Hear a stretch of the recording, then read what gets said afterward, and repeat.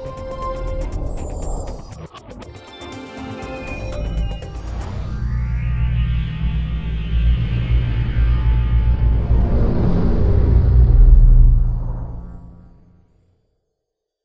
and welcome to official Xbox 360 Magazine's RXM report. This week we're talking to Bioware about Dragon Age 2, which might not be the impenetrable RPG you think it is. Cool, so I'm here with Fernando, who's a senior producer on Dragon Age 2.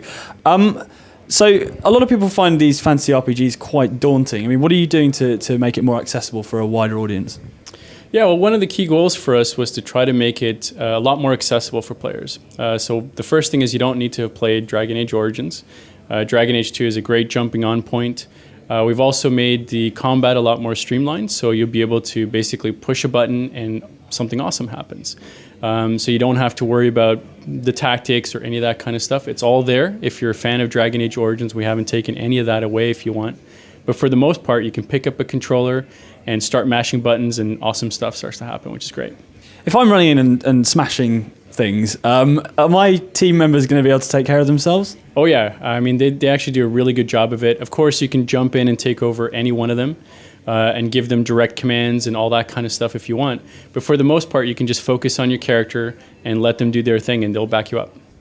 Okay, so in terms of the sort of complexity of the tactics system, I mean, you can pretty much micromanage everything they'll do even when you're not looking after them directly, right? Yeah, there's a pretty extensive tactics system where you can set up rules. For example, if I'm being attacked, stop what you're doing, come and help me, or heal me if you're a mage, that kind of thing. For the most part, the default tactics that are set up are quite good. If you start cranking up into higher difficulty levels, like going to hard or nightmare mode, you'll probably want to do some tweaks.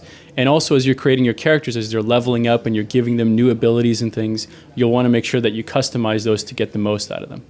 So you've got characters that need to get in close to do damage. You've got guys who are kind of more ranged and stuff. What kind of players do you think those roles will suit?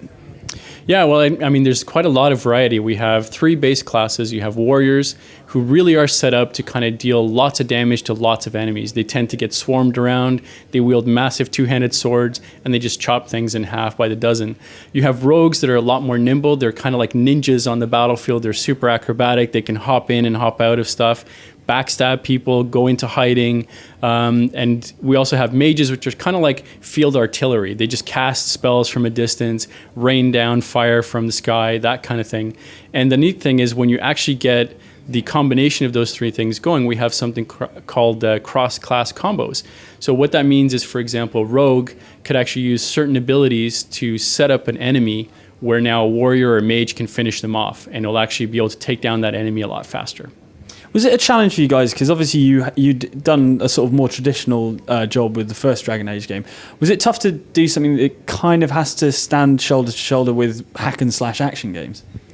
Yes and no. I mean, it was a real challenge that we wanted to take on. I think probably the easiest thing for us would have been at the end of Origins, we build Dragon Age 1.5, which is we leave everything as is and just change the story up or something. The team really rose to the challenge. And we created something that was really equally accessible, and I think we're going to see something which is really, really amazing on the 360. But presumably, if you're in love with the old system, you can still play Dragon Age 2 like that, right? Absolutely. We haven't taken anything away from Origins. In fact, there's even more depth to it now that we've added in, but it's all kind of subtly there. So if you're a Dragon Age Origins fan, you'll be able to get to it and experience that. Or if you're into a lot more tactics, you can go and do that.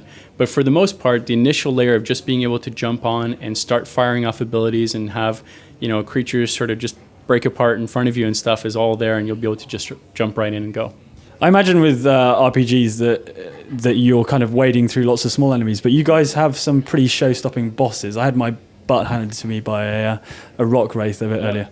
Yeah, I mean, that's always the fun part as well. So the game is kind of divided up into major acts, and usually at the end of an act, there's kind of a big boss character or fight that you have to go through. And again, up until that point, you have lots of different kind of enemies. There's sort of like mini bosses or lieutenants and things like that. You also have lots and lots of mobs, so there's a lot of fun just kind of wading through hundreds of smaller enemies in your path. But when you kind of hit some of these bosses, you really want to have your team sort of work together, and it takes a while to take them down, but it's super satisfying.